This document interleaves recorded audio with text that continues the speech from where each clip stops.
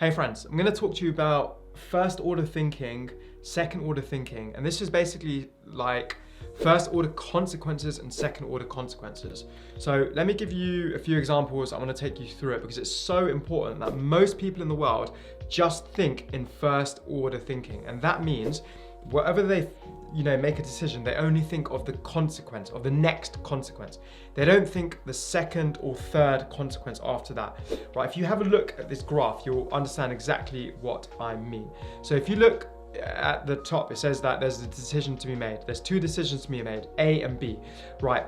Decision A means that you've made the right decision, it's great, you think you've done the right thing, but then you forgot to think about the consequences after that, right? And the consequences after that are quite bad. So let's say you're hungry at the moment, right? And you eat a chocolate bar, you're like, yes, I'm gonna have a chocolate bar, this is great, right? But then that in the immediate moment is great and it's fantastic, but actually the consequences after that are bad. You get a sugar rush and then you crash and it's unhealthy for you and it turns into fat, etc. That is the second order consequence. And then if you look at option B, you're like, should I have this chocolate bar? And you're like, no, let's switch it for something healthy, which is nuts. You say no to the chocolate bar, which means your second order consequence, which is the ticks that you can see, the green ticks, they are positive, right? There wasn't any negative consequences because you made the right decision. So a lot of people, they make a decision, they only think about the immediate effect, the next step. They forget about the steps after, the second or third order consequences. And it's amazing, when you start thinking about a lot of decisions you make, you probably just think about the first step in front of you. And you forget that there's loads of other steps behind, right? And this is interesting. So let's think about another example, right? If you're in the construction world, right, we got to hire subcontractors. So let's say one subcontractor is cheaper than the other and you go for the cheaper one, but then that cheaper one turns into loads of variations on site. You thought, yes, I'm going to go for the cheaper one, but then the second order consequences are that the variations on site become so big that they make up the money anyway.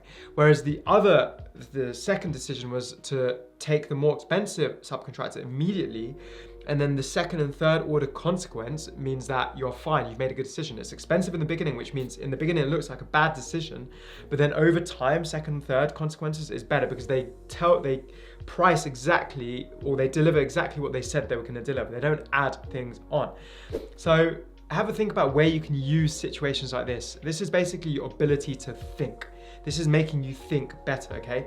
So in your head, always ask when you make a decision, and then what?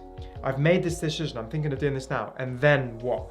Okay, if you get into an argument with your partner or you're about to erupt and get really angry, just think, and then what?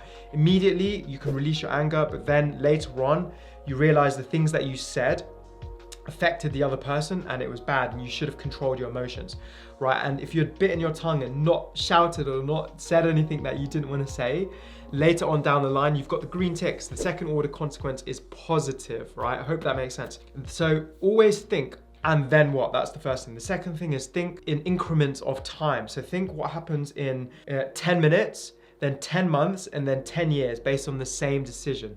Anytime you make a decision, think about this. Don't just think of the immediate first order consequence. Think of the second, the third, the fourth, and the fifth order consequence. And you can actually see this on the screen right now. You've got the first order, second order, third order, fourth order. First order seems like a great decision to make. The second order, not that great. It's got the yellow dots. Third order, it gets worse. And then fourth order, it's terrible. And you realize, crap, I've made a wrong decision. Whereas if I thought about what the fourth order consequence is, I would not have made the immediate decision, right? That is powerful stuff. When you can start thinking almost like a chess grandmaster, like, you can see so many things that other people miss. You can make the right decisions and you can save yourself days and weeks and months and years of stress and hassle of doing the wrong things over and over again.